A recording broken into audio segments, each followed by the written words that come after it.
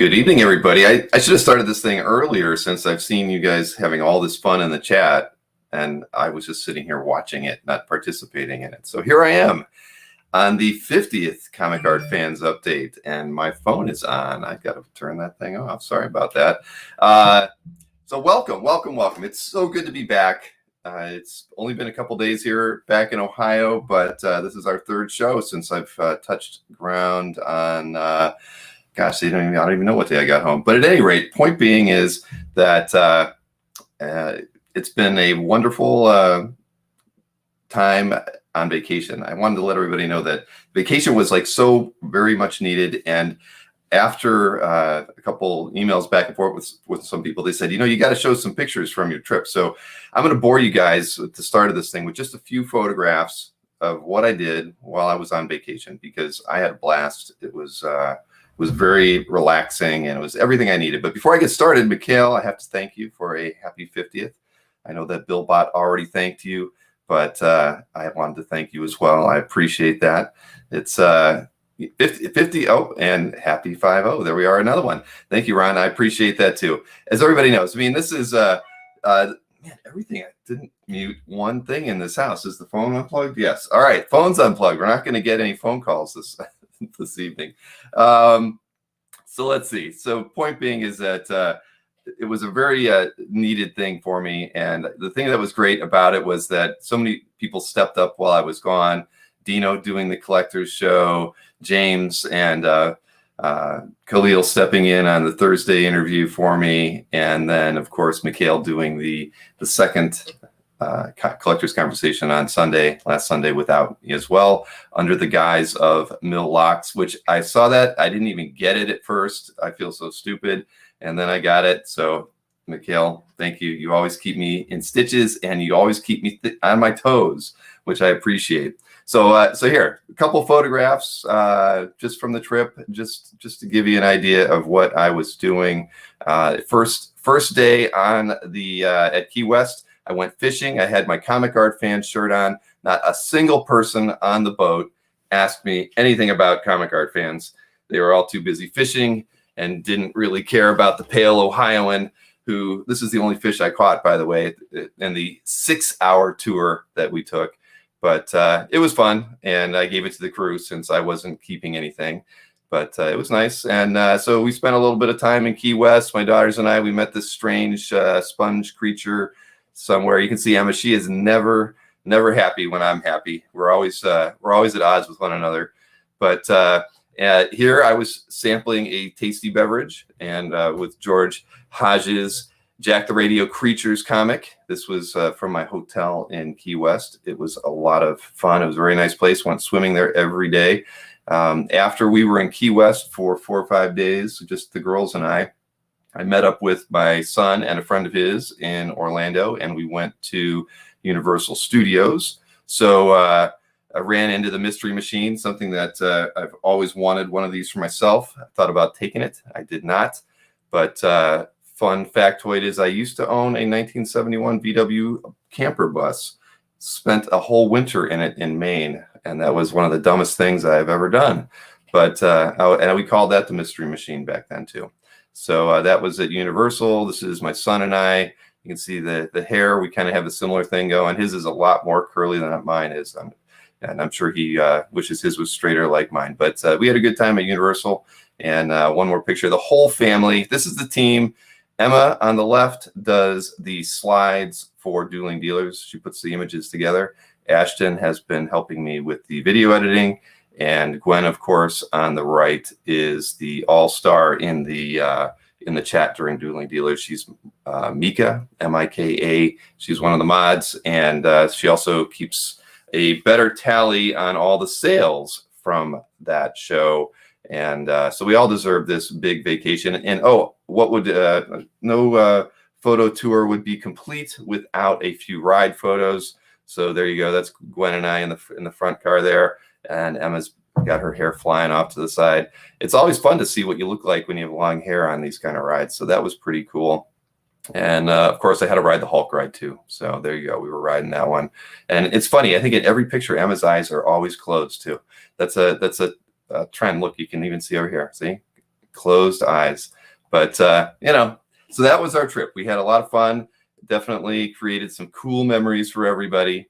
And Maureen and Gwen and Ashton are still actually down in Florida. They're hanging out. Gwen's going to be going to school in Orlando starting in September at Full Sail. And the first 7 months, I think, are all online. So she's still going to be, we're going to be up here in Ohio, but beginning January or February, I believe, is when she has to actually be on campus.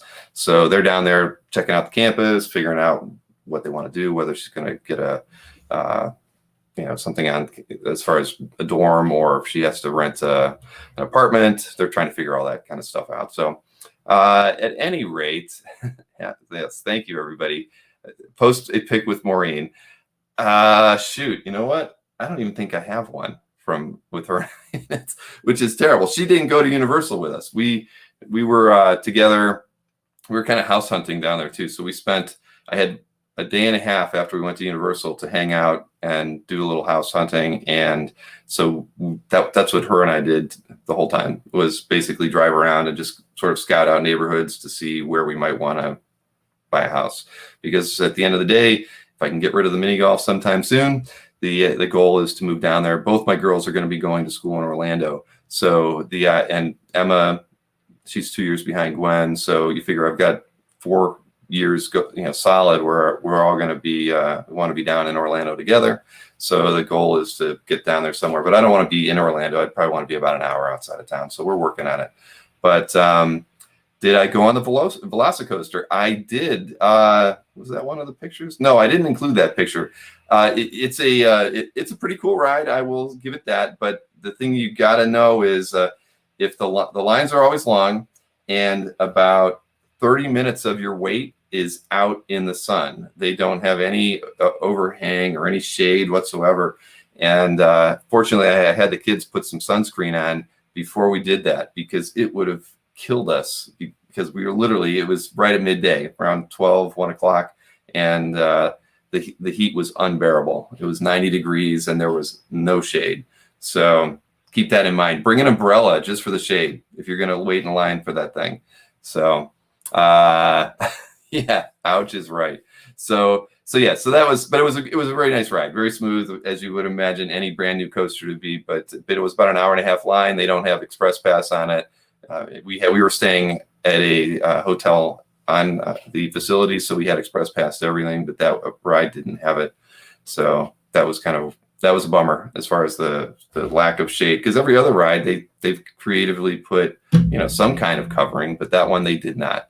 So, and anytime I joked about it with the poor workers who were outside underneath a small umbrella with us, they all just stared at me. So I knew they weren't happy about being out there either. Did I visit Palmiotti's office? No, I didn't, Marcus. I did not, and I should have. Yeah, he did offer for me to go over there, and certainly if I had a little bit more time, I would probably hit Jimmy up for that. So, Alfredo going to Orlando twice. Yeah, exactly. Well, that's just it. It's a fun place. There's so much to do there, and that's why I'm ready for a change. I think I've left my mark here in the state of Ohio.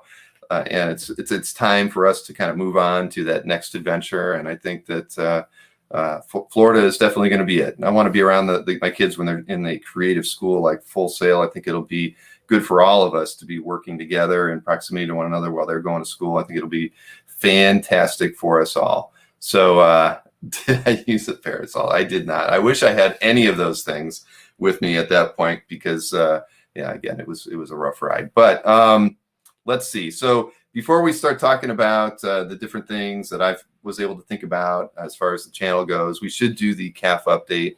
I think that we had 2 weeks where I've got to kind of go over the data. I only put together 16 pieces that I picked out versus doing 2 sets of popular artworks, just because I actually ran out of time. I had to work at the golf course all day today from 8 a.m. until 4. So I just didn't have enough time to pull all this stuff together.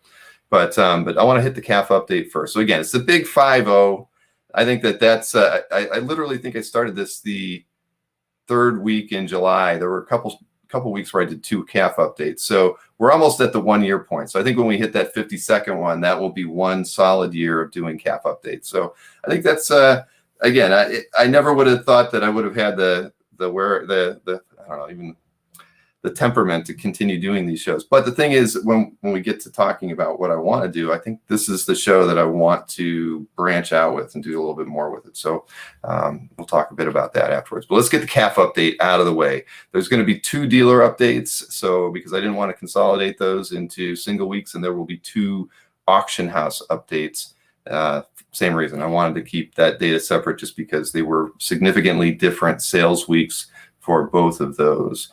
And I thought it would be noteworthy to do that. So we'll start off with the original art dealers.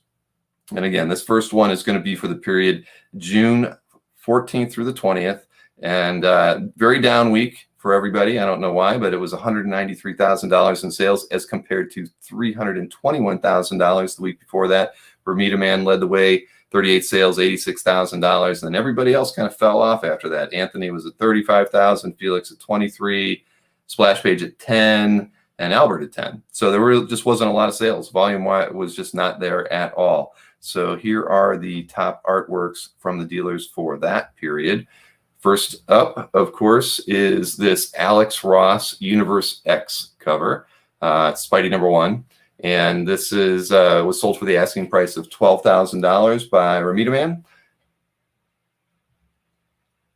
Next up is another piece from Mike. This one sold for the asking price of $9,000. This is the Daredevil 131 splash, and didn't sell on Dueling Dealers. He sold it a day or 2 later. Next up is a piece by sold by Felix, Harley Quinn cover #2, Riley Rosmo, and this one sold for $7,250. And this is another Dueling Dealer piece that did not sell, but did afterwards. This is from Thor 149, Kirby Coletta from Anthony. Asking price was $6,500.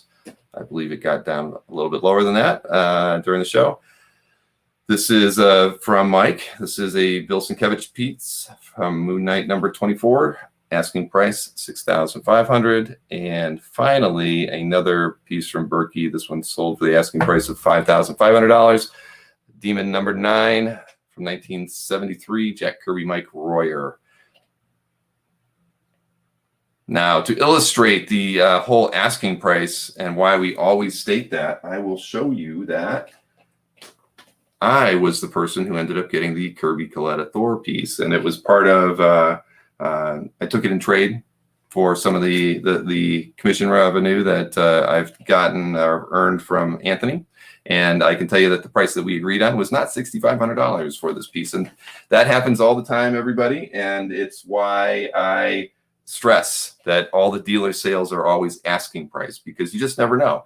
The prices that we have for the dealers are from the original price that is transferred over to CAF when the dealer adds their artwork to their inventory. When they mark it sold, I don't know what price it was when they marked it as sold. I just know that they sold it. So when they go into their admins and do that, it's kind of out of my hands. I only know what it was listed at. So there you go. So I've finally got a Kirby Thor page. I'm happy to have my first one. It was my way of breaking the ice. I think that there's definitely a few other inkers that I probably would want to get some pieces from by Kirby, and we'll see. I'm sure I'll work my way up to that, but I'm very happy. I'm sorry, I'm missing some of the comments here as far as everybody's congratulations. But okay, Mark, you think it was a complete issue? I did not get a chance to read that update that Colin wrote for me because I was on vacation. But yeah, that wouldn't surprise me.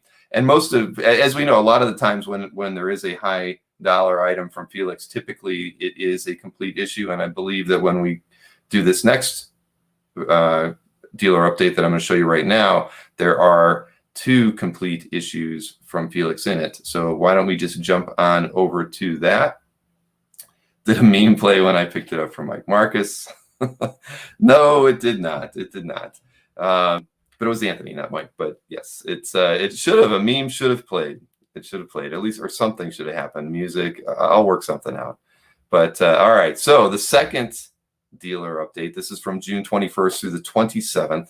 Let's see, the total sales for that week was good, $412,000 compared to the $193 from the first report. Big seller, of course, was Felix, $132,000 in sales for that week. Next up was Glenn from Panel Page with $93,000 in sales. Then Mike with $69,000. Ruben from Comic Book Art Gallery, 30 sales, 45 and change. Albert Moy with $29,000 in sales, and Anthony with just under $23,000 in sales. So let me pull up that little clip here for you. And again, $412,000 in total sales. This first image is from James Heron. It was the complete issue for Ultra Mega number 4, sold for $70,000, including the cover.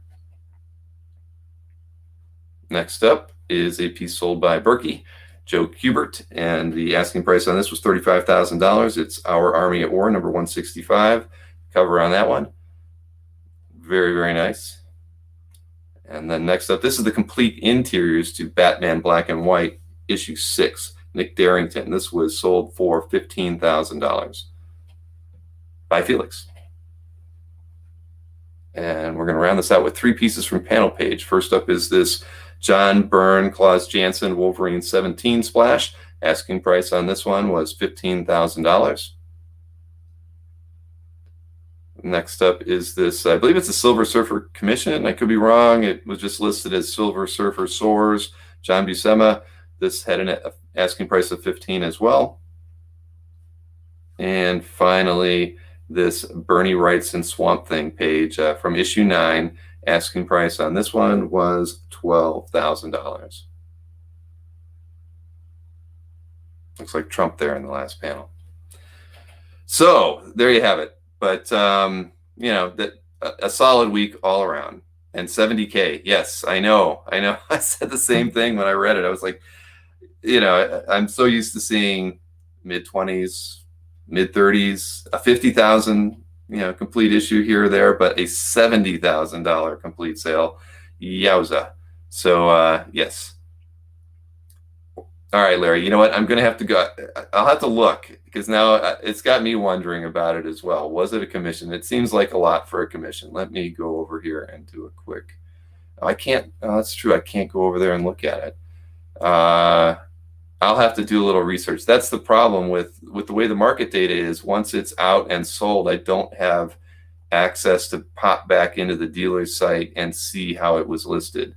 But Silver Surfer Soars, I mean, I would have thought that if Glenn was listing it as a published piece, there would have been a little bit more information there about it.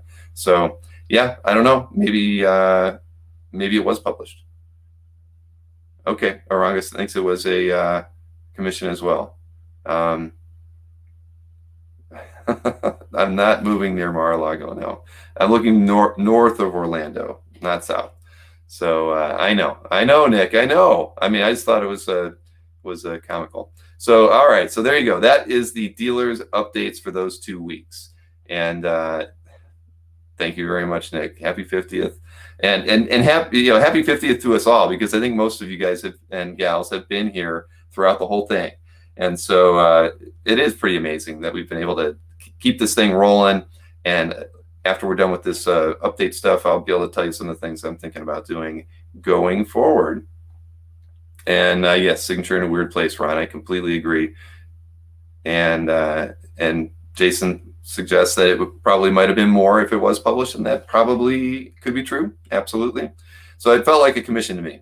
But I don't know. I actually can dig a little bit deeper, but I can't do it through CAF. So it's something I'll have to look into another time. Oh, well, then there you go. It's still on Panel Page. And Colin, there we have it. Thank you, Colin. Wait, you're supposed to be at a con this weekend, Colin. Colin's he's getting his weekend off working at a convention, helping out, volunteering, I believe. And but he's here with us this evening. Thank you, Colin. All right, see? Thank you for helping out on that one. All right, let's get on to the, hit the like button, everybody. So, all right, next up, let's talk about the auction house results. And of course, the first one being from the week of June 14th through the 20th.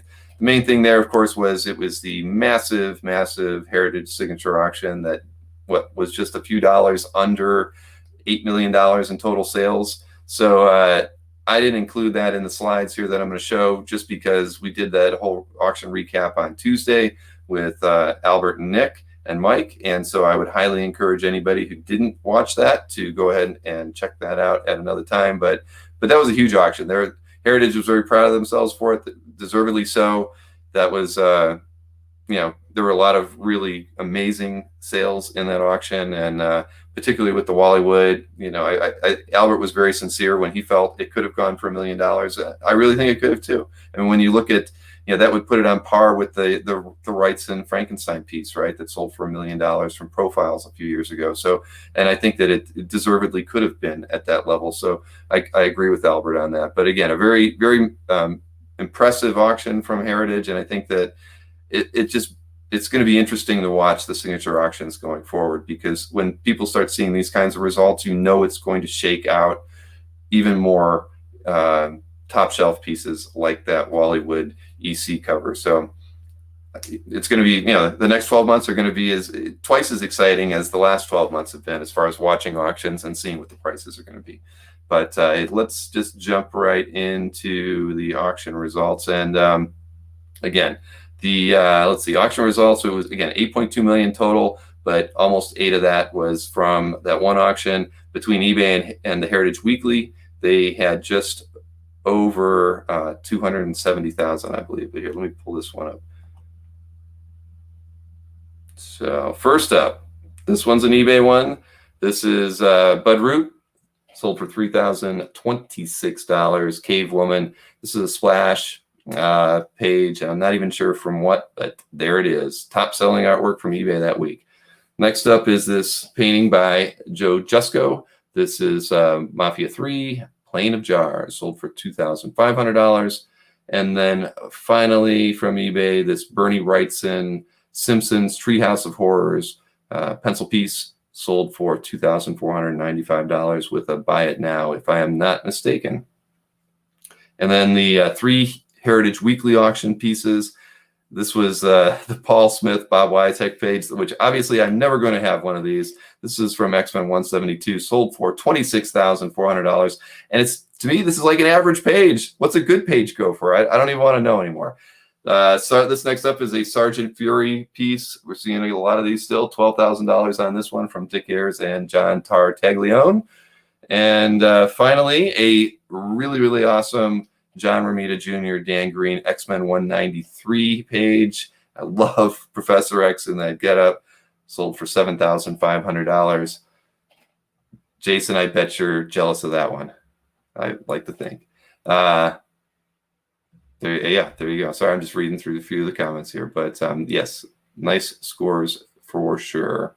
So let's do the other auction result. This is going to be from the 21st through the 27th, and more of an average week, $265,000, which is pretty much what we get every week from the Heritage and eBay auctions. The Heritage ones always end up being around 140, and eBay's always around 120. It's just, unless there's something spectacular.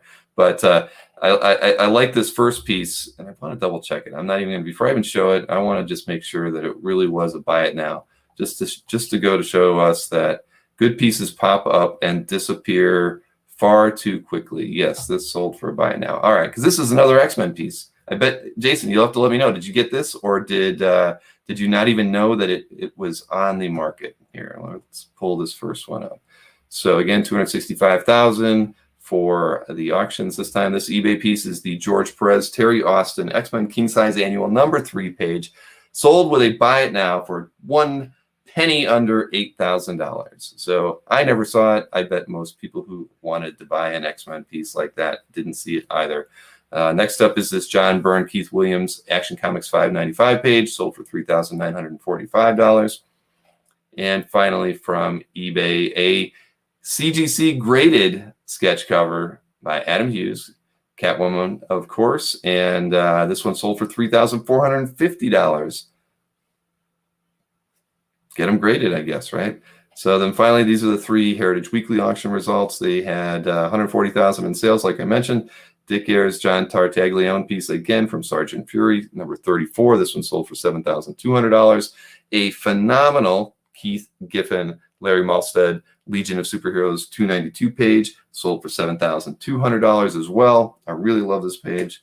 And finally, someone who I've not heard of before. They only have one piece of artwork on CAF, and it's in Glenn Crane's gallery. This is John Peterson Jr. This is a science fiction fantasy cover painting. It sold for $4,560. So somebody commanding that kind of money for a cover, I actually want to do some research on it. I was hoping to find some stuff online, and I couldn't find a darn thing about the guy. So I'm going to have to either ask Glenn or do a little bit more research. So yes, did not even see it, right? See, I knew that. Where are you? There it is, Jason. See, I know. If I would have seen that at $8,000, I might have been, I might have been like Jordan was saying the other day, I might have found a credit card that had $8,000 on it and gone and bought that, because that's a damn nice page, and you don't see pages from that book out there that often, and that one was really nice half splash, everything. So exactly, Larry, right? That's the first thing I thought, and that's the cool thing about doing the market data imports that we do for eBay, because I used to not get all the buy it now data, and now I do. And the buy it now data is really where all the really neat gems are, because stuff like that is what we discover is these pieces that don't get highlighted too often are buried in the morass of eBay results, since they have over 30,000 listings out there. I think it's probably even like 40,000 now. You don't see stuff like that. So some lucky collector got that one, and I'm very envious. And that's true, Carlos. eBay is the last place for deals. Everybody agree. Yes, what a steal. Absolutely. I would have been, all right, now I know I should, if I ever see one like that again, I'm going to have to pull out the credit card. All right, so popular artwork. Now, this covers 2 weeks. I wanted to do 2 sets of these, one for each week, but there was just no way for me to get that done today. So this is just going to be 16 pieces, and I'll run through those right now. And here we go. First piece up is a piece from the collection of Mickey Anamontadu. This is Ron Wilson and Frank Giacoia, Weird Wonder Tales 15. Now, the character on this thing is a stat, but it's beautiful. And you got to read the description that Mickey wrote about this, because it's a good story. And next up, the infamous Lobo #1 cover. Beautiful piece. Simon Bisley, and it's in the collection of RS 88. Next up is a Great Silver Surfer #11 page from 1969 in the collection of J.H., John Buscema, and Dan Adkins.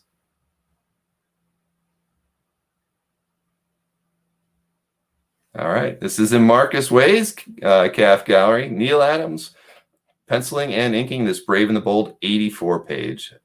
Absolute beauty. Love that last panel.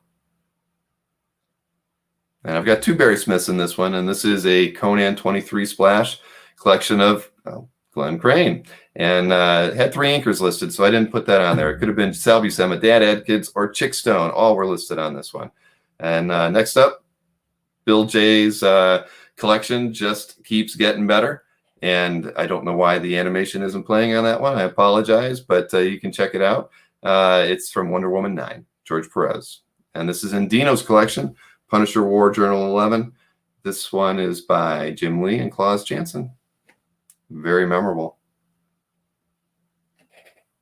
Next up is a Michael Golden Doctor Strange portfolio plate with Eternity on it. Collection of Duke Fleed. Duke was interviewed by James and Khalil last Thursday, if you missed that. Got a few more here. This is a X-Men #1 cover, Pepe Larraz. This is in Pat L's collection. I really, really like the just all the detail in this one. There's a great Gene Colan, Sid Shore's Daredevil 67 page with one of my favorite villains, Stiltman. This is posted by someone named Marvel Fanfare. And then we've got Jordan's piece, first appearance of Conan, from Conan the Barbarian #1, Barry Windsor Smith. I mean, Jordan is the king of first appearances, and that one is really, really amazing. And Jeff Singh dropped this one on us. Osamu Tezuka, This is, I'm not even going to try to pronounce the name of the book. It's from 1959. Absolutely phenomenal piece. You know that's going to be in the best of at the end of the year. And I can't imagine how it doesn't win something because those are so darn rare. Finally, a couple more pieces here. This is James Heron. This is Ultra Mega number 3, page 40, collection of Tyler Turner. This is a really beautiful Jordi Bernet Torpedo number 5 cover, collection of Horacio Alvarez. And 2 more pieces here. This is a great Kirby Synot piece, collection of Hans Kozencranius. I'm sure I'm pronouncing that wrong. It's from FF83. And finally, this Fantastic Four cover. It's by Ed McGuinness, and it's in the collection of Pat L. And I love that one. So there you have it. That is my top picks for those 2 weeks. So very, very good collection. I've wanted to try to pick a few pieces that weren't like in the top comments and move things around a little bit. So now we can talk a little bit about what I want to do with CAF updates from now going forward. I know there's, all right, Galactus 360. Yes, no, there were none. But I saw one on CAF, I believe, while I was away. So I know that they're out there if you want to see one. It did get a lot of it was comment worthy. I do know that. So I guess we should talk a little bit about stuff in general with the channel. I mean, I was very burned out going into the vacation. Those 3 weeks, I guess it was 3 weeks leading up to that. I pretty much only had maybe 2 or 3 days off, because of Comic Art Live and just all the different things we had going on. Just so many great interviews. It was just impossible to not want to just cram them all in there. And yeah, I was pretty much an emotional wreck when I finally left. So I'd hope to have like a concrete, like, this is what we're going to do going forward. And I really don't have that. What I do have to say is, what I want to try to do is get back a few nights of my life a little bit. And that doesn't mean that I'm not going to do as many shows. It might just mean that I do some in the afternoon. I might try to move an interview, because a lot of times the European collectors, for instance, that I've been contacted by many that would love to do interviews with me on here, they don't want to stay up till 9 p.m. And so they really want to do things on the weekend. So, which doesn't work really well for me, because if I was doing interviews every Saturday or Sunday, then I'm literally getting no time off. So my feeling is I want to shift the schedule up a little bit. Dueling Dealers will stay on Wednesday. I don't see us changing that, and the Collector Show will definitely want to keep that on Sunday. That's a perfect night for it. And I really like what we do on the interviews on Tuesdays with Comic Art Live. So I think that those 3 shows are really they're set in stone. I think that they need to stay. What I'm thinking about doing is going back to, well, here's what I'm thinking of doing.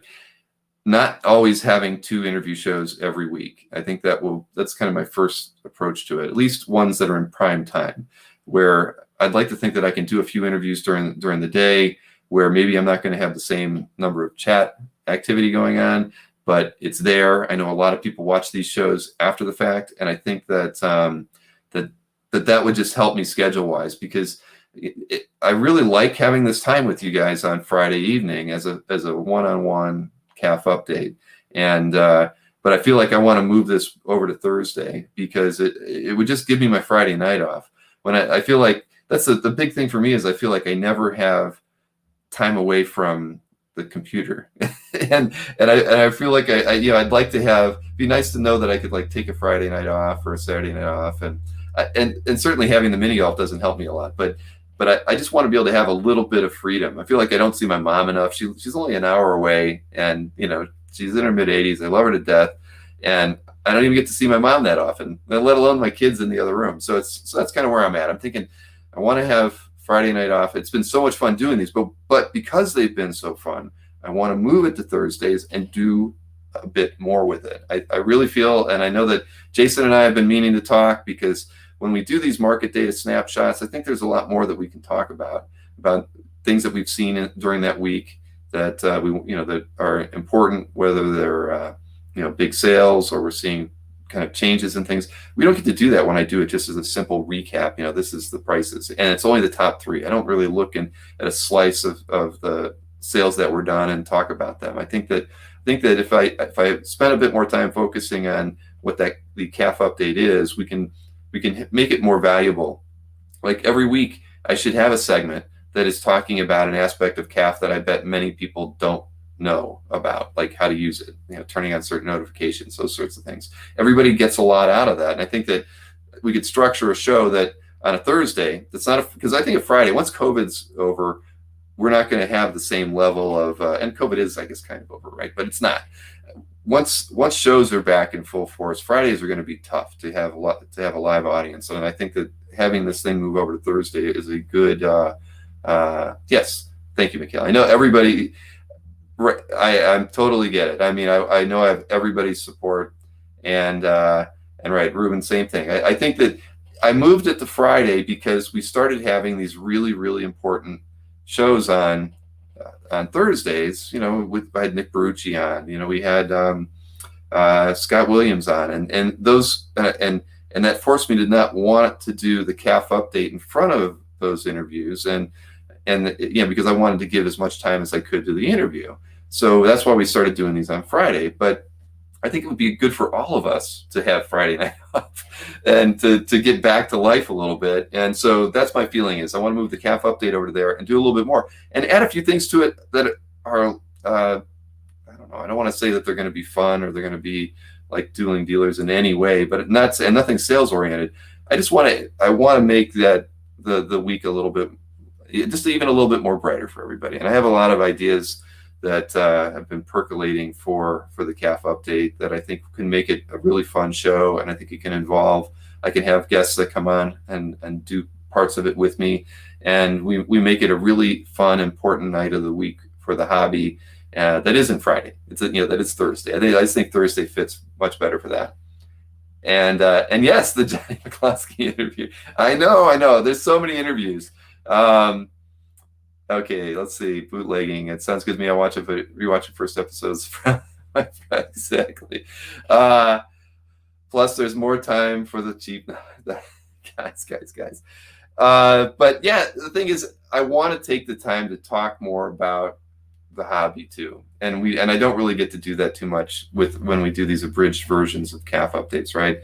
Because there have been there's been a lot of lessons learned in the last since Dueling Dealers has been a thing that really changed a lot of things for me. I mean, it was fun. It started as just this goofy idea that I wanted to just experiment with because I wasn't getting bored. I was just so tired of the other things that I wanted to have something that was just fun and me and all that. And I ran into some things that, about the hobby that I never really saw when I was like middleman, Mr. Nobody CAF, right? Where I hear these things all the time and I never see them, or I never have them happen to me personally. So I never think about stuff. And I've just seen the hobby from a different perspective when I'm helping facilitate sales and doing things that. So I've learned a lot, and not that they're nothing like to me that they're bad. There's things that I think I want to talk about the hobby that I know that nothing can change them because it's just kind of how it is. But I don't want to do that tonight either. I want to save some of these things for later. But it's interesting having gone through these experiences of helping Mike and Anthony figure out how to make a show about selling art, and then doing these fun amateur shows that have been that have been a blast in many ways, better than the Mike and Anthony shows. So it's just been interesting, and I think that I have a different perspective on the hobby than I would have if I had never gotten involved in that side of things, trying to help sell artwork. And so that's something that I want to bring to the show. Just some personal insights that open it up to the floor to talk about and get everyone else's opinions. Yes, Ron, and see, there you go. More theme shows like that. We have so many ideas for that show. And part of what I want to make as a regular column for the CAF update is an idea that I have for the Dueling Dealers show, for a bit for it that I want to make ongoing.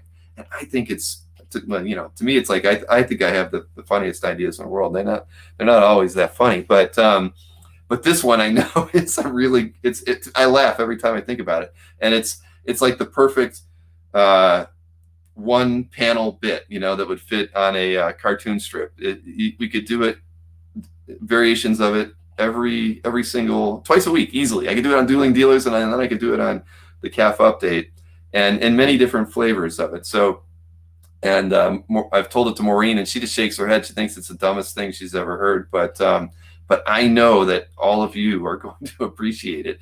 So that's all. So we do have a lot of themed shows planned for Dueling Dealers, but they take time. That Billigan's episode was a 20 hours of shooting and editing to pull that 3.5 minute bit together. So, but we have, like I've told you, I'm not going to spoil them all, but we've got several themed shows planned that again take time, and that's where I'm having so much fun with that. I want to be able to have the time to do that, and have the time to work with my son Ashton, who's going to be helping me shoot and edit these going forward.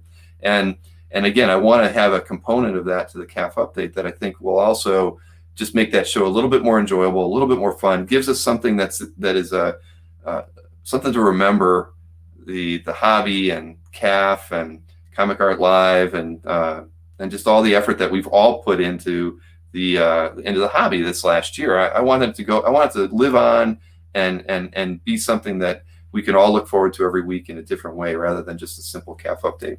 Hunger Games, that actually has come up. I can't tell you how many times at the intro of the show I think of Hunger Games when I go the 23rd episode of, it's every single time in the back of my mind I think Hunger Games when I say that.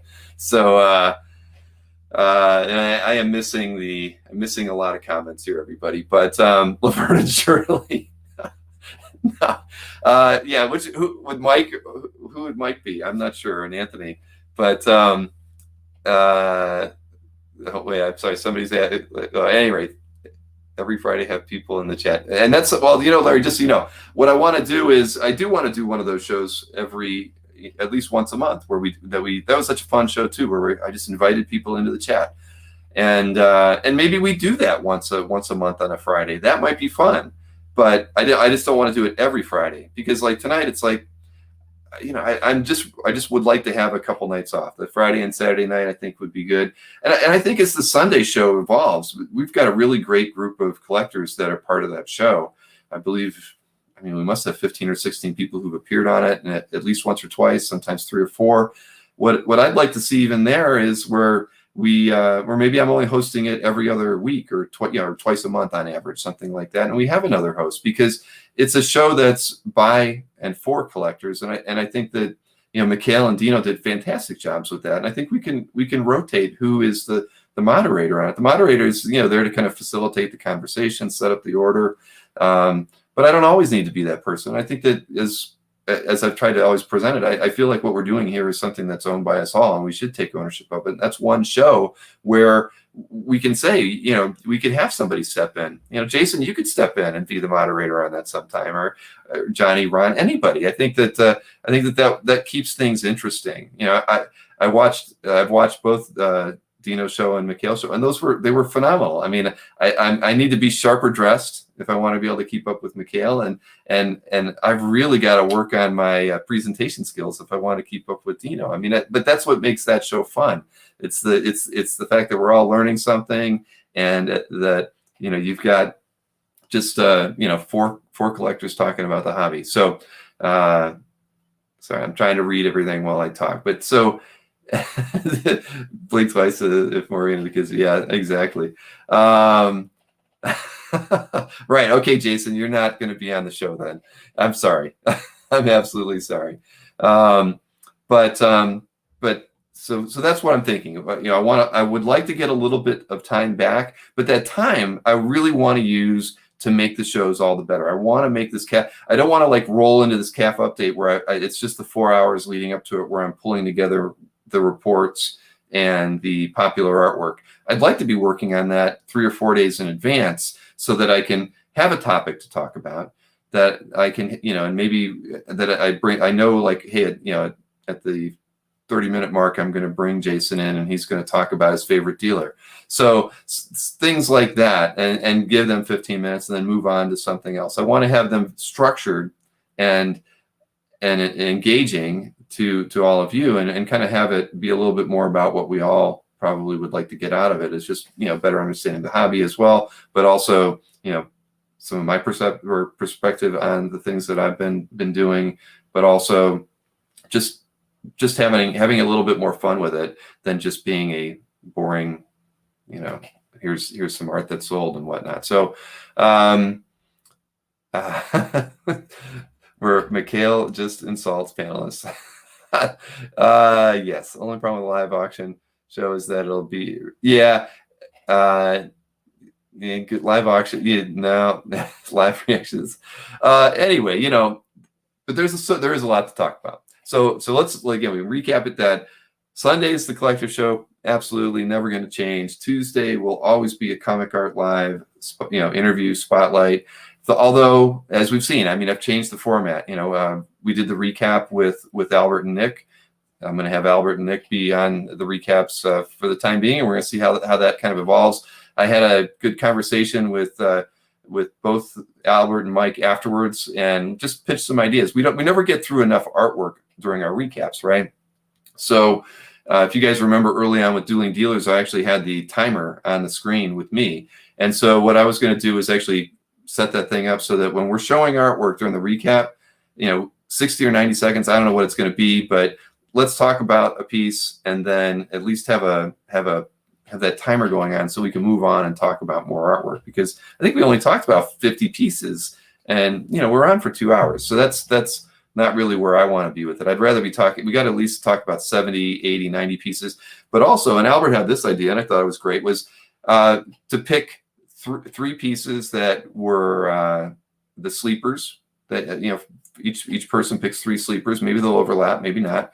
And then also the 3 pieces that overperformed, and kind of start the show off with that. So rather than just piece by piece by piece, that we interject their opinions on the pieces that were there. And I'll do it too.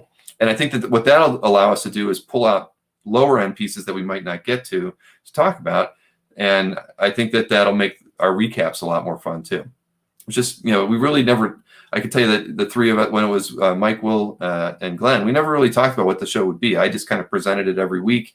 They ran through it, and it worked fine. It was all recaps are always one of our most popular shows because everybody likes to know what everybody thinks about pricing. But I think making it a little bit more structured like that and opinionated, with good buys versus things that overperform, will make it a better show, and certainly I think more engaging and get more responses out of the audience. So I see the recap shows evolving like that. But back to the Comic Art Live thing, I think that most people, what I found when people would contact me about wanting to be interviewed, I would say, well, do you want to be on the show with me, on Thursdays, or do you want to do the dealer show on Tuesdays? And not many people wanted to be on the dealer talk show on Tuesdays. So at the end of the day, I looked at it, and that was part of the thing that was facilitating the idea that, it's time to kind of just change things. I don't need to do the 4-person interview with somebody. Because not many people wanted to do that. So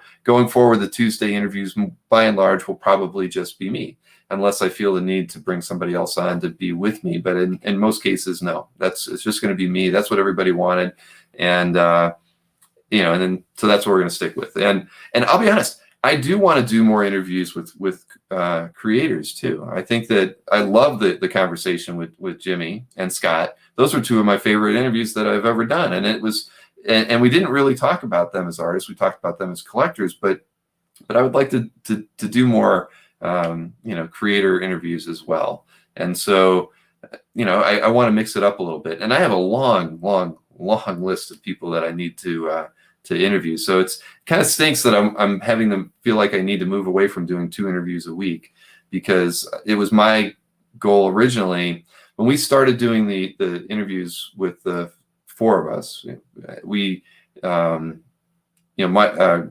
couple of the guys didn't want to do a weekly show, and they didn't want to get overexposed and whatever. And so that was why I started doing my own interview show. I was like, well, there's so many people in the hobby that are interesting that we'd want to talk to. And if we only did it 2 weeks out of 3, we're never going to get through anybody, right? And so that's why I started doing the second show by myself, because I was just taking it on myself to get those things done. And that will be the only thing that I'm not really happy about doing that, because there are so many people that I want to talk to, but maybe there's ways I can get them into the CAF Update show.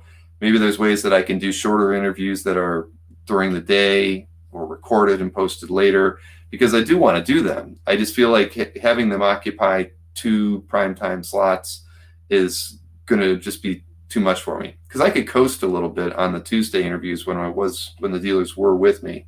I would like to interview Ron Lemron. So Thursday shows has been my favorite non-sale show. Right, I know. And that's why it's basically like taking the Thursday show and putting it on Tuesday is really what I'm saying. And except when there's a recap. And so when we're doing a recap, I guess I'll have to think about that, because then I don't have a slot for an interview show. And I'll work it out. But the Thursday show was always the most fun for me too, because it was just me, and that's what evolved.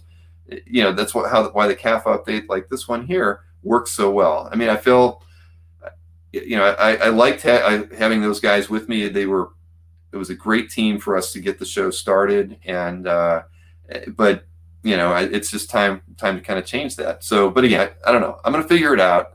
I would love to be able to keep 2 interviews going every week. I just don't know how I'm going to fit that into the schedule with what I want, the way I want to improve the Dueling Dealers shows that we do, and still have our amateur shows on Monday nights when we can have them. Right now, we're planning on doing them once a month, but that could evolve. I think one of the things I talked with Jordan about, we talked for quite a while after the show last night. It was really it was a very enlightening conversation, to be honest, after that was done, because it was such a great interview. But Jordan said that he felt like probably one of the reasons that the show is intimidating to most collectors, even on the amateur level, is the pricing level. So he and I were talking about how when we do this lower end show that we're going to do with Jordan and Anthony on July 12th, that might be like kind of a gateway to doing something a little different. I mean, if I was a collector trying to go on a show to sell, those price levels are tough. I mean, Jason, Mikhail, Dino, Jordan, Tatiana, Michael, they'll all tell you that it's really hard to pigeonhole yourself into something like that. It works fine for Mike and Anthony, but to do an amateur show, that's tough. And 15 rounds is tough. I mean, maybe 19 artworks is tough. Maybe we do Monday shows like that for people who want to only do 10 rounds and their pricing levels or whatever they want. I don't care, because at the end of the day, it's not no one's getting a crown or a championship belt at the end of these things. They're all about just having a good time, showing some memes, and enjoying the company that we and the creations that we make. That's what that show is all about. So I mean, when we end the shows, Mike and Anthony don't they just high five each other because they're happy that they had a good show. We're not like Mike's not I won. It's not about that at all. So there's like, see that there, I can see just looking at the I can't even pull these up just because I don't want to upset anybody. Wait. Oh, who sent you the tiara? I'm not telling you. So at any rate, so we're thinking about, I'm trying to think about all those things, but I want to do a better job on Dueling Dealers with the work that we do in terms of just making the memes and the themed ones that are coming up. And I want this show to become something that is much more special than just being a straight up, whatever show that we're doing the recaps of the weekly stuff. Let's see, I'm just trying to read Red Cat, right? Let's see. With Fridays open, now people can visit Dan and show the man some love. He does find out. Yeah, no, he does actually do a very good update on Fridays. I complain. I'm like, you should do it on Wednesdays so you can do a little PR for Dueling Dealers before the show goes live. But looking forward to Jordan and Anthony. Nick, exactly. And then, like I mentioned, we're doing those once a month. I do have Albert versus Mike on Monday, August 9th. I mean, that's going to be a show to remember one way or another. No matter what's sold or isn't sold, that's going to be a night full of wit and sarcasm. I can guarantee it. The only thing that I have to do a little bit of arm twisting with Albert because he doesn't want to do any memes. So we're going to work on that. I'm going to work on him. So yes, it will be absolutely hysterical. So And yes, Anthony does do a video every single day. Albert versus Mike is greater than. I love that. There you go, Ron. That's how we're gonna bill it. Albert versus Mike is greater than Godzilla versus Kong. Absolutely. three days after you close on your house? No, Jason. I'm sorry. But yes. So that's the kind of path that I want to set myself to. But all of it is about improving the quality of what we're doing here, and also making sure that I have a little, I'm able to maintain a little bit of sanity. I really, although my son is on the team helping with a lot of the video stuff, he was on vacation for 2 weeks because he graduated college, so he took a little bit of time to go see some friends in New York, and now he's down in Florida. So I've really not even gotten the benefit of having my son help me with any of the work that I've been doing to the extent that I want him to be helping me. So I feel like once I've got him properly integrated with everything that we're doing, that the quality is going to go up just by that, but then it'll also free me up to do a few more things myself. So Photoshop Albert onto some of the outtake memes. Jordan, well, that is what I'm basically going to threaten him on that. It's like, I'm either going to put you as like a jib jab head on whatever I want, or you film some memes with me. So it's going to be one or the other. So I'll be happy to do some jib jab heads with him. So I think that'll be fun. Yes, exactly. Oh, I remember that one, Jason. I don't know, man. But anyway, so that's where I'm at. That's what I want to do. I hope everybody, we're just going to, but I can tell you, just so you know, nothing is going to change until after mid-July. I don't have it. I have to read it off my laptop here, because, next week I do have a Tuesday and a Thursday. I've got Ken Carson on Tuesday, and then Tony Brischler on Thursday. Remember, we tried to have Tony on that one night, and that was the night we had everybody pop in spontaneously because Tony's internet had problems. And then the next two were suggested to me from George Hodge. I've got Sean and Adam Doherty on the 13th, and Tyler and Maddie, who are both a co-publisher from a Wave Blue World. They're going to be on 7/15. So I've still got the next 2 weeks. I'll have 2 interviews each week on Tuesday and Thursday, just with me and them, and then we'll probably start that new schedule beginning the following week. So, I'm still gonna roll with it. There's a lot of things that I could be doing. Yes, Tony Brischler, finally. I know. I really was looking forward to his interview. I still got his whole thing still set up in StreamYard here, so I can pull it up at some point. So, can we leave the live chat open up on Fridays so we can chat? We can do something. I mean, honestly, we need to think about it. That's where I wanted to, tried to click off, and I clicked a new one there. So, but this is where if we have ideas on what we can do, if people still want to have a Friday night thing, because I know that, back when we had that chat on CAF, that live chat, people were always hanging out on the weekends. And that's been the coolest thing. It's been the best thing about doing all of these shows is all of you in the chat, the community that you guys have built and gals have built while we've been doing this. You're listening to me and you're chatting over there. This has been like the coolest thing for me, is to just see everybody having a good time together. And I know this is all going to continue even after the shows start. We may have a slow weekend here or there, but by and large, these things are going to continue. And I should say, speaking of the weekends, we are definitely going to continue to do a Saturday, at least once a month show. It's not going to be this month, but I don't know if it's always going to be Dueling Dealers, because Anthony and I and Mike and I and a few other dealers have talked about different stuff for a Saturday type of event. I mean, I don't want to call it like a regular like mini con on a Saturday, but we've been talking about doing just some kind of show on a Saturday afternoon that might have some art sales, but it won't be anything like recaps and things like that. It's just be like doing an art drop, but also get a chance to just talk on a Saturday afternoon, and which frees it up for the European audience. I can tell you that when we did do that one Saturday show with Dueling Dealers, it wasn't any any great shakes as far as the number of Europeans versus U.S. People. It was probably still, I think I probably saw about a 20% of that group was from Europe. So it wasn't, we didn't get the turnout that we were expecting.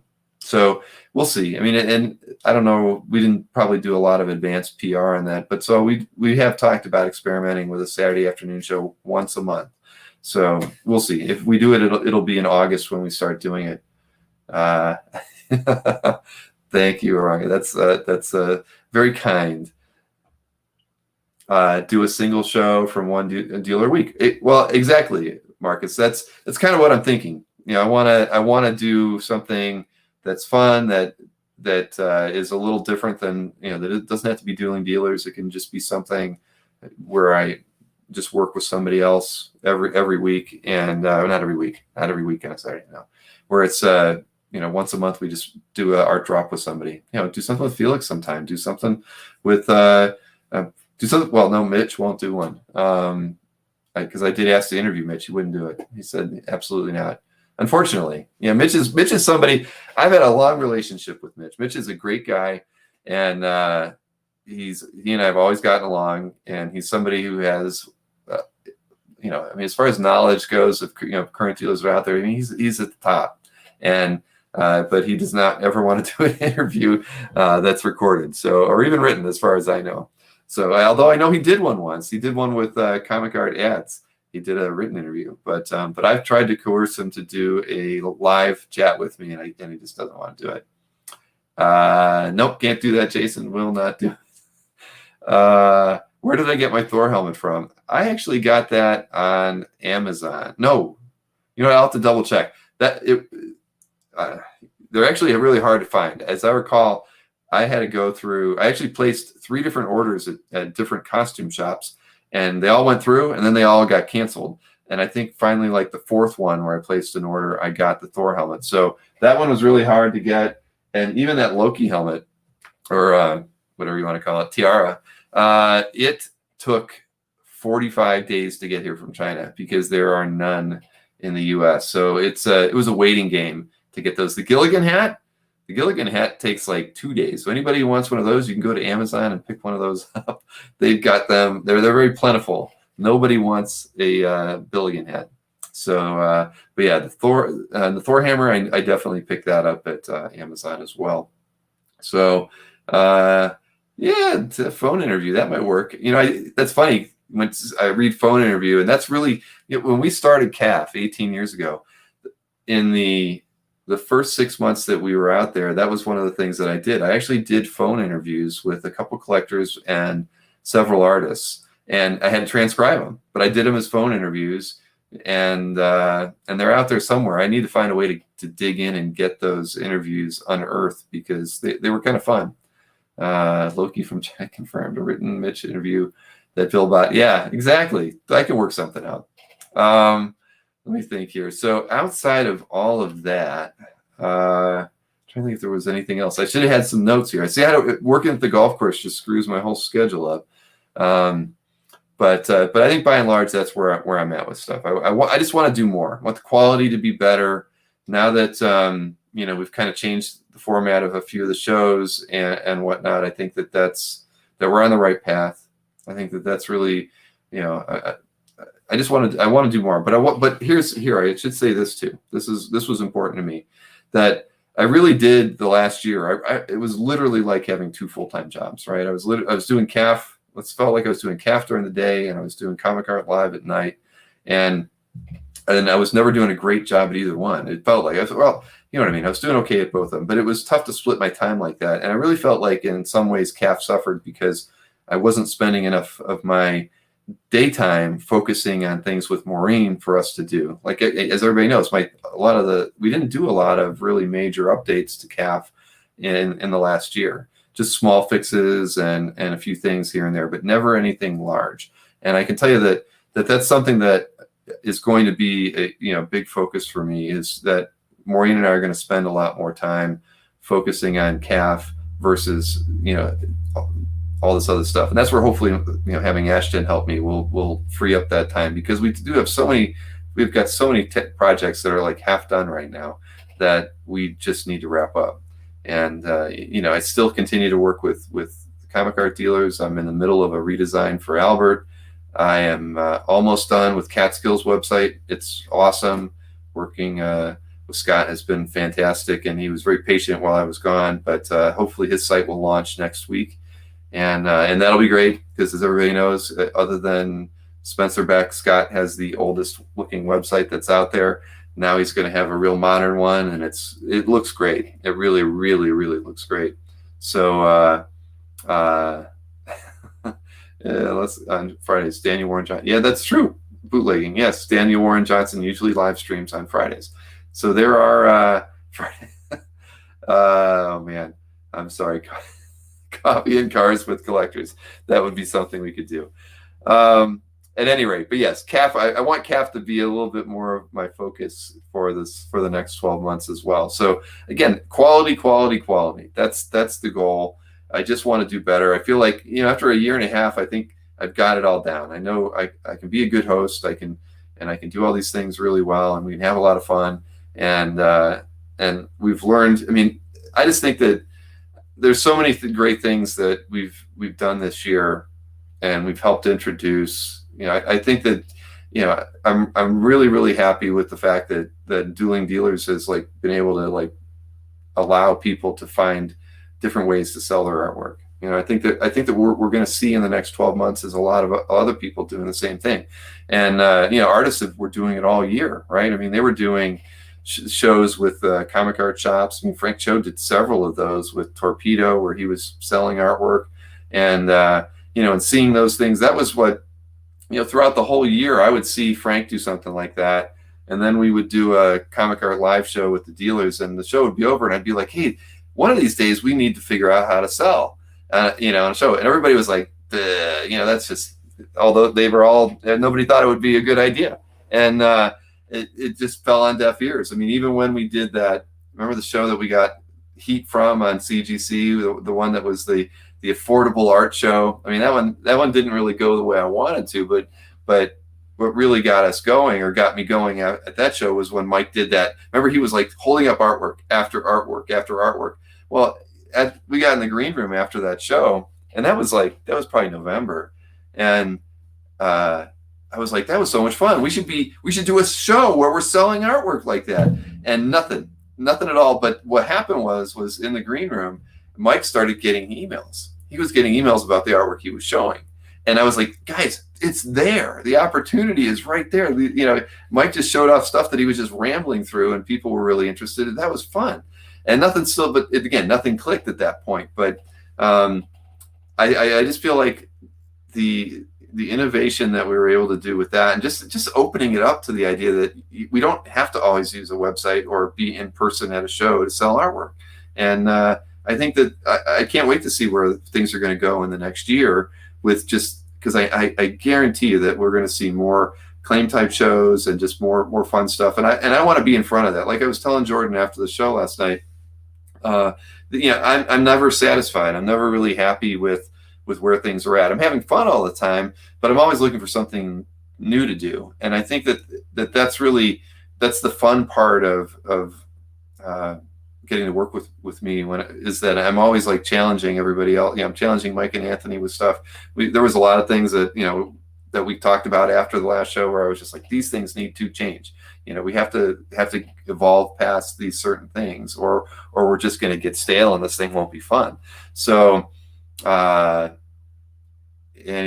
you, Michael. Yeah, I completely agree. I mean, it's been tough at times, but fun. But again, but I'm never happy. That's all I have to say is I'm really never happy, and I want to keep staying ahead of the curve on things. And it doesn't matter what other people do.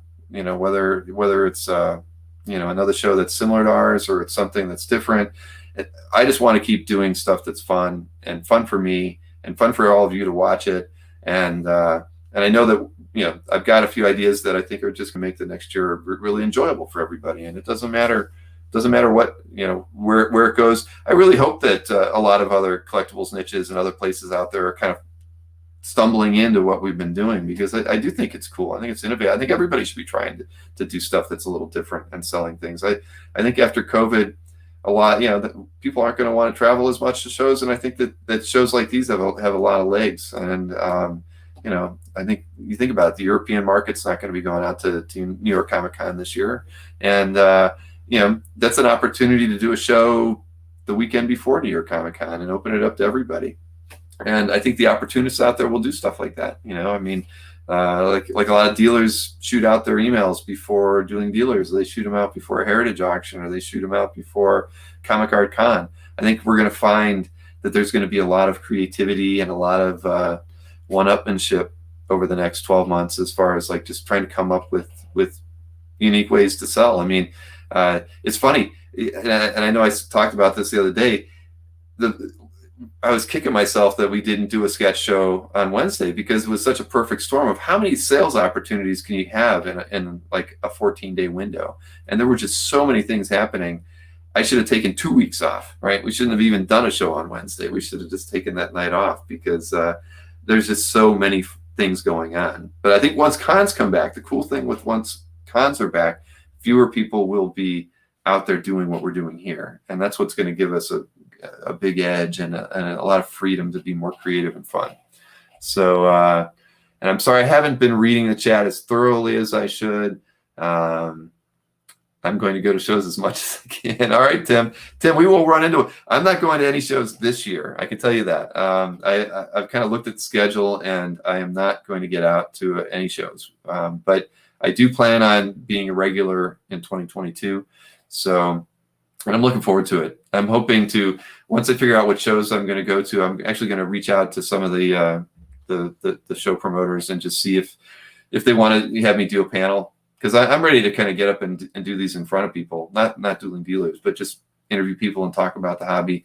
And I think it's time. I mean, I think we've done a really great job, on this channel, but it's time to kind of get out and do these things in person too. So that's my goal in 2022, is to at least get into a couple situations where I can be a guest and do some panel discussions. I'm sure I have an open invitation to go to Lake Como, so that might be a show that I do something at. I mean, with Steve, and that would be a lot of fun. So again, just Baltimore Comic Con. Yeah, I know. I thought about Baltimore, Tim, but I think I've never been to it, but I think I'm thinking that I will do it in 2022 though, because I met a few of the people who are the owners there when I started helping them with their online show in October. So that would be cool. I would love to see the interview, Tim, with Riley, and man, I know everybody's. So at any rate, yes, lots of great cons that are still to come this year. But yeah, I'm just holding off.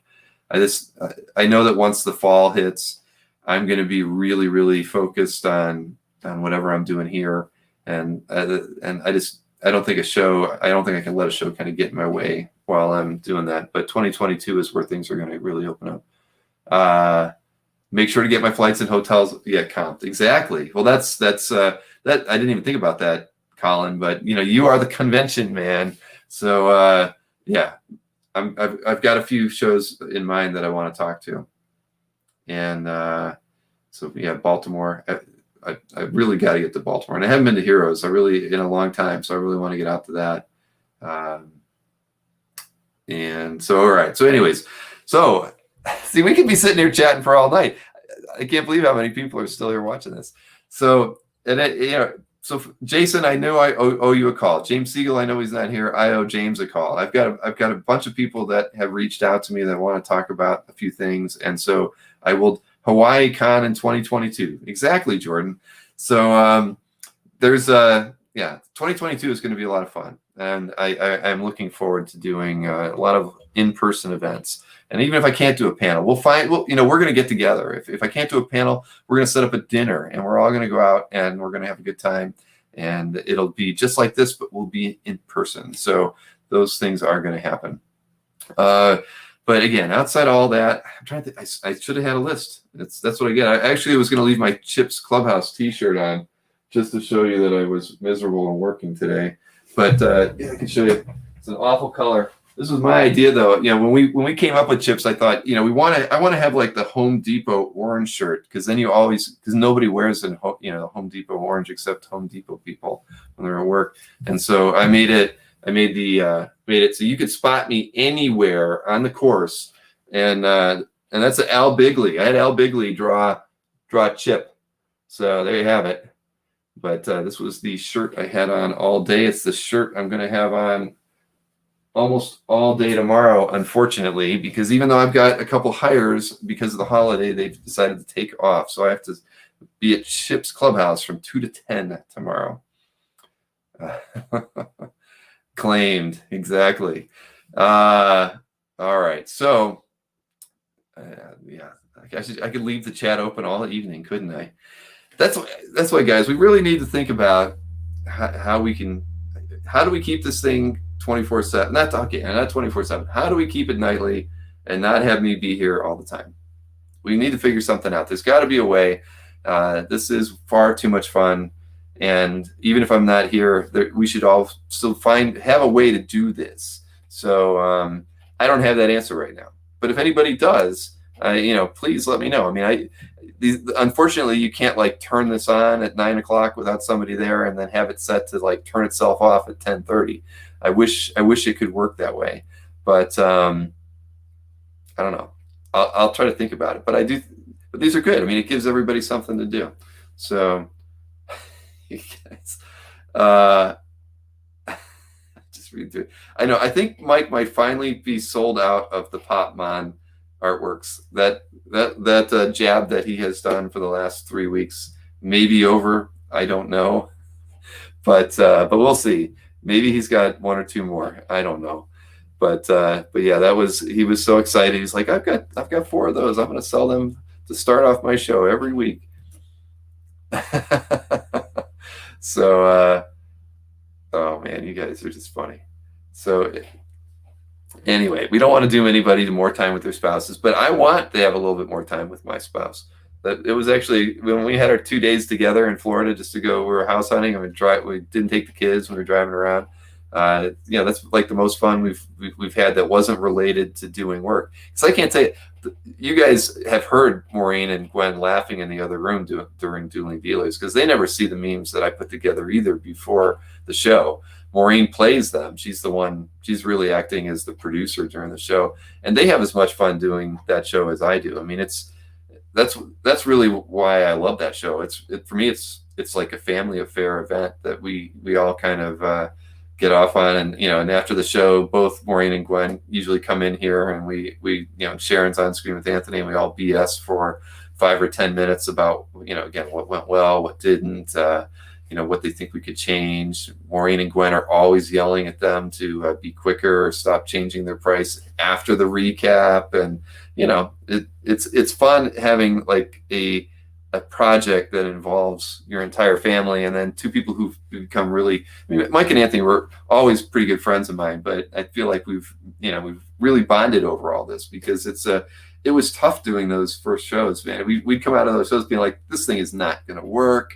How are we going to figure this thing out? Because it seems like such a good idea, but man, we were stinking there for the first 5 or 6 or 7 weeks. That's experimenting with auctions and all those other things, but it definitely kind of brought us all together, because we argued a lot in those early shows. I mean, like I always told you guys, Mike and Anthony would argue while we were in the green room, and they'd argue after the show in the green room, and then when we'd be on screen, they were always happy with one another. So I knew right away that the dueling part of the show was never really going to happen, because they got along on screen too well. Dino bought me breakfast. Oh, that's nice, Jeff. Thank you so much. And Motor City had Jim Lee. All right, okay. If anyone did pop I'm your man. All right, Ruben. Let's see. Let Berkey run the Fridays. Oh boy, you guys are too funny. Do a claim sale. Everybody, yeah. I got 2 dozen pop. Oh boy, no, not time to cash in. Unfortunately, I like Pop's work a lot, but it is not as valuable as some people think. But that's just how it is. So, let's see. So like I say, I'm going to work on my topics because there's a few things that I want to do on the CAF updates that I want to talk about. I really wish I could talk about them today because they're going to be it's just like it's like one of my topics is going to be the thing that I think is the worst thing about the hobby that we can never change. And it's from a lesson that I learned recently, and but had never experienced and knew about, but never had experienced before until very recently. And I know it's going to be an interesting conversation that nobody probably wants to chat about, but I'm going to do it anyway because I can't, right? And so you can just stew on that one and think about what one of the worst things, absolutely worst thing about the hobby is. And but I think it's a topic that is really, after experiencing it, I feel like it's got to be said. Somebody's got to say it, and I think I'm the one to do it. So I'm going to do it. But it's stuff like that I want to chat about, things that are important to us all, and focus on them and just see where that takes us. It has a name. No, it does not have a name. It doesn't have a name. It's but no, I'm not going to say anything more than that. But certainly, I mean, I can make it when we switch the format. And again, that will be, so the 15th, that Thursday is my last Thursday interview. So on the 22nd, that'll be the first CAF update format change, and it'll start to evolve. And I'll make it the topic of the night. So mark your calendars on July 22nd. That will be the night. That Thursday will be the night that I will bring that topic to the floor, and we'll see where it takes us.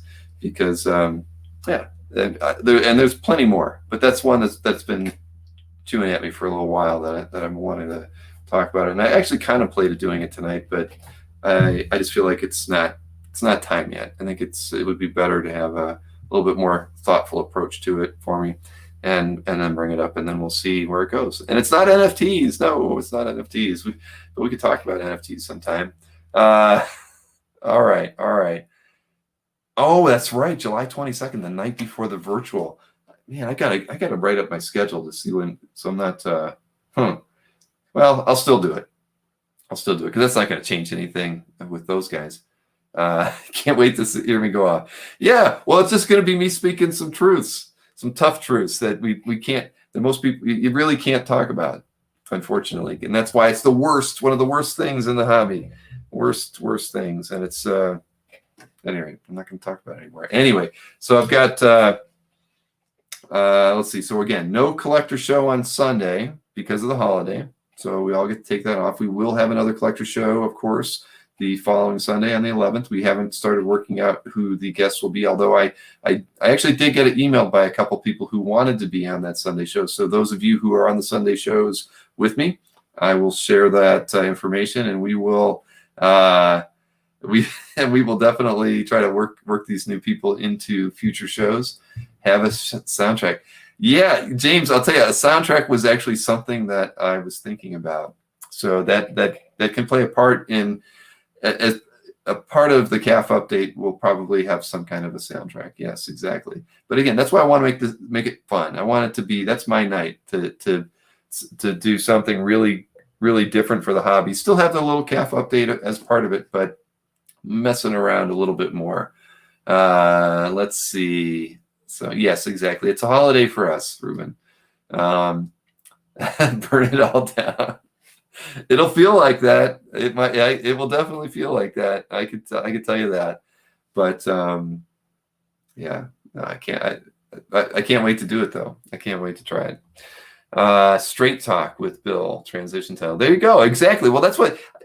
I don't want it to be like Saturday Night Live where we bring in, we have a newscast kind of overlay for that one, and we do something a little different. But I do want to kind of segment each show, and I want to plan them out. I want to know like kind of 2 weeks in advance roughly what the topics will be, but what pieces are going to fit into the show. And I also want it to be topical too, because I think that there's lots of things that happen every week, right?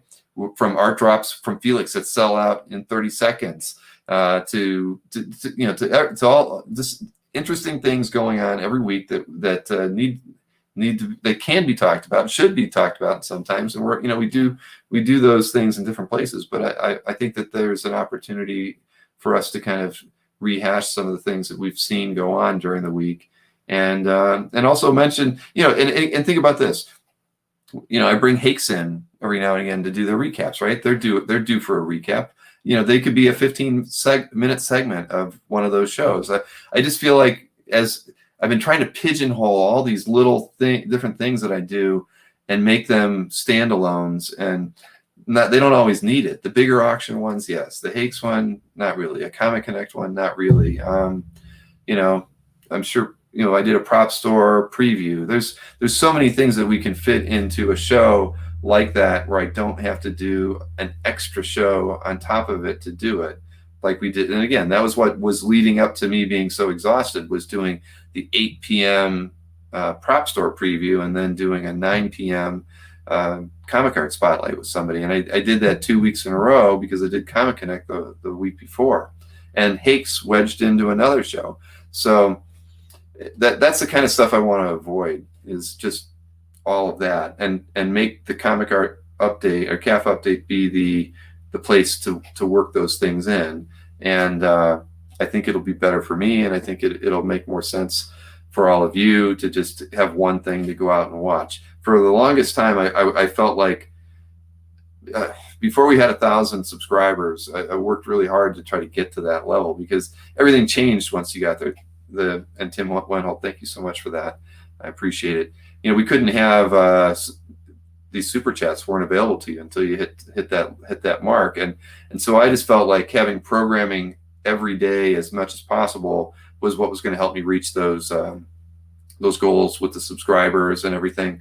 But I can at least say now today that the Xanax Fund, thank you, Mikhail, that today, I found that, with good content comes, good referrals, and really like the likes and the things that Nick has encouraged with everybody, and kind of those things have helped really get us in front of more and more people. I know, no, I've never, Xanax is not on my, it's not on my shelf. So, yeah, Billbot does all the heavy lifting. But anyway, you get the gist of where I'm going with that. I think that I can make that show better, knowing that I'm going to wedge in a recap and a preview, 15 minutes with one group, 15 minutes with another, and then only give them that. Because to me, it's like a lot of this stuff I've been doing, and I'm enjoying it, but in a weird way, it's like if I'm going to do an hour preview for somebody, I probably should be getting paid to do that, or something. I don't know. That should be something special. And most of these people are advertisers too, but this has always just been, it's like when I started CAF, I look at Comic Art Live and what we've been doing here, and it's like when we started CAF, we just threw ourselves at it. It wasn't meant to be a business. It wasn't meant to do anything other than just be what we wanted it to be. And we started Comic Art Live the same way. So I'm looking at it now and I'm thinking that, giving somebody an hour's time to do a preview is good, but, it's an hour of my time that it takes me away from editing memes or preparing for what I want to do on this show. And so I think that, that I should be looking at the show and the channel a little bit differently in that regard, just because I can't do it for everybody, and everybody's starting to want it now. Everybody wants their previews and they want the recaps, and I want to do them, but dedicating an hour all the time to do them into the week of already regularly scheduled stuff just can't happen. Ruben, you were just the 50th like. I'm going to go over there and be the 51st in a minute. Let's see. And sorry, I'm just reading through I'm missing out on all the conversation. Over under blah blah. Felix Art, yes, exactly. And right, Felix has his big SD. Is that next week, Ron? Let me just pull that up, because I didn't get a chance to read his email. I saw it go out. I put all his email images up for him, so I put the logo up for him, but I didn't get a chance to read his email because I was at the mini golf. Is he doing that? Is he doing a show next week, or is it the week after? I should be reading my emails here. But maybe it is next week. That's too bad. Well, no, maybe not, because I was hoping it was going to be in 2 weeks, because like we talked about on, did we talk about Dueling Dealers? No, I talked about it last night. I don't know when the heck I talked about doing the charitable thing. I felt like I wanted to do that in 2 weeks on Dueling Dealers and do it for Felix's his charity. And Albert and Mike, when I talked to them after the show, they both agreed that they were going to donate a piece, that the proceeds from that whatever round we were going to do it was going to go towards it too. But I was thinking 2 weeks out would have given me enough time to talk about it. But I'll call Felix tomorrow and pitch it to him to still keep mine at 2 weeks, because he'll have his show, and then he can at least mention that we're going to do something on Dueling Dealers where all the super chats and super stickers and two pieces of artwork will go towards Felix's fund. I'm sure he would appreciate that, and so yeah, I'll reach out to him tomorrow. But I want to do more of that, and I have to say yes. And stellar idea. And Mikhail, you know that you were the first person to suggest something along those lines. I actually had other people mention it too. Since Dueling Dealers is so well attended, it's a great opportunity to use it to do some charitable fundraising. And I feel like now that we've hit a point where we really do have a lot of people who are willing to support those kinds of things. I think that now's the time to do it. So hey Chris, I actually sort of mentioned you. Chris Snork is somebody who reached out to me about being on the Sunday show. So we're definitely going to work Chris in. I haven't had a chance to email Chris. Like, I haven't had a chance to email several people since I've been back, but you will get an email, Chris, and we'll definitely work you into a Sunday show very soon. Maybe the Sunday after next if you're free. So other than all of that, I think that probably is enough. I'm at a 1.5 hour mark here, and we've just been rambling for 45 minutes. Well, Felix shared a lot of great stuff. I was relieved I didn't. That's okay. I'm going to have to, I'll talk with Felix tomorrow, but I think that, but plan on that too. So plan on a charity night in 2 weeks on Dueling Dealers for that. I think it's, we should do more of those after we see how good this one does. So, that's Red Jack. Absolutely. Totally with you on there. And I should say Brian, because I did get Brian's premium payment in the mail, and he let me know that he was Mr. Red Jack. So it's always good to meet other people that that I've been getting different correspondence with, and then meeting them here as well. So let's see. U.S. West Coasters have to eat dinner. Oh, us. See, I see U.S. and it's us. All right. So, all right, Ron, and everyone else in the chat, I'm going to call it a night. My daughter and I have been rewatching Harry Potter because she was very interested after going to Universal. So every evening, since it's just Emma and I, we've been watching one flick every night. So staying up late, eating popcorn with my daughter, and watching Harry Potter. So yes, and yep, you guys, all these things are so very, very, very, very true. Jordan was a great interview last evening. I don't know if he's probably still listening while he's working in Hawaii, but it was such a refreshing interview. I mean, and all the interviews are great, but we don't always get the chance during interviews to kind of talk about how we view the hobby and how we appreciate the relationships and the friendships that we've made here. And yeah, he definitely was a very good reminder of all of that. And so yeah, I'm going to call it an evening so I can get to the movies. And it's great to be back. I know I look a little tired. It's only because working at the mini golf kind of wears me out. It's always one thing or another. We have this gigantic willow tree in the front yard that has slowly been dying off, and I worry about it dropping a large branch on somebody because the course wraps around it. And so 5 or 6 years ago, we kind of topped it, treated, but it's grown out since then again.